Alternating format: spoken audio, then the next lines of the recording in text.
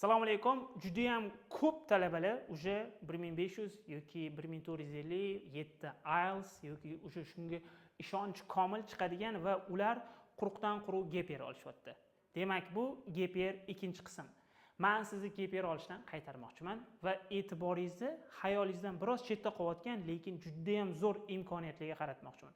Ko'pchilik bolalar shunchaki o'qimasdan tayyorgarlik ko'rib, Pioneer, Luminar yoki shunga o'xshagan loyihalar, volontyorlik ishlar, MUNlar, research va hokazo faqat US admission oriented bo'lib qolyapsiz va yilingizni o'zingiz bilgan-bilmagan holatda yo'qotib qo'yishingiz mumkin.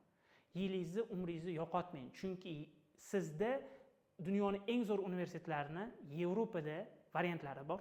Qisqacha aytib ketaman, qarang. Misol uchun Albert Einstein o'qigan injineriya 7-o'rin turadi, Bocconi 10talik kiradi, Wharton bilan ishlaydi. Hack Paris, BI Norwegian, Aalto, ko'rib chiqing o'zingiz, Kew Leuven, Copenhagen, Delphi arxitektura bo'yicha dahshat o'rin, Wageningen qishloq xo'jaligi bo'yicha, Lewis va hokazo. Nima demoqchiman? Bularning hammasida o'qish 3 yil. Sizga 12 yillik ta'lim kerak. 12 yillik ta'limni O'zbekistonda juda istalgan deb aytmanku, Narmaniy universitetga kirsangiz, xudo xohlasa, foundation sifatida o'tadi. Parallelni Amerikaga gap year sifatida topshirasiz. Yevropaga bo'lsa, biz bilan bemalol mana universitetlarga to'g'ridan-to'g'ri topshira olasiz, chunki foundation o'qiyotganingiz hisobiga siz 12 yillik ta'limni tugatayotgan talaba sifatida topshirasiz. Eslatib o'taman, bu universitetlarga ham sentyabr oyidan boshlab topshiriladi. Maksimum qachongacha? Yanvar-fevralgacha desak bo'ladi.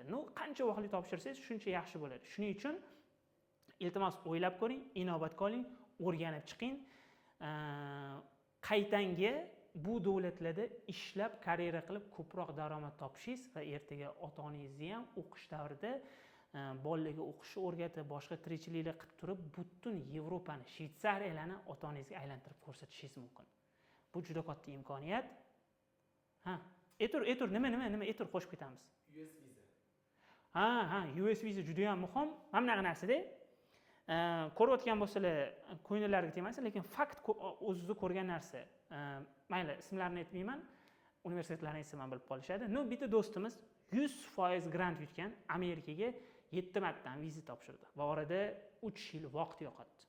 Nima bo'pti, zato eng zo'rda o'qiydi degan narsa g'alati-da. 3 yilda boshqa odam mana Bocconini bitirib, xuddi shunaqa top 10talikka kiradigan universitetni bitirib, o'sha karyera boshlab olgan bo'lardi. Shuning uchun ertaga viza masalasi ham bor. Grantga kirib olish bir masala, viza berishi bir masala. Bu yerda bo'lsa, do'stim, grantga kirganingizdan keyin viza pashti 99%.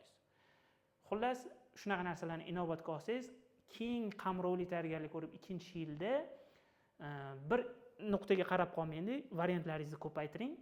Chet elga o'qishga ketmoqchi bo'lsangiz, bularga yordam kerak bo'ladigan bo'lsa, xizmatingizdamiz. Edu Action, Study Abroad is the best. O'zingizlar ehtiyot qilinglar, charchamanglar. Biz nima qilib beramiz deydigan bo'lsa, sizga bu o'qishlarni filtrdan topib, qanaqa qilib topshirish, portfolioyingiz hammasiga maksimal yordam beramiz. Kirgan studentlarimiz bor. Shuning uchun katta ketyapmiz. O'zingizlar ehtiyot qilinglar, charchamanglar.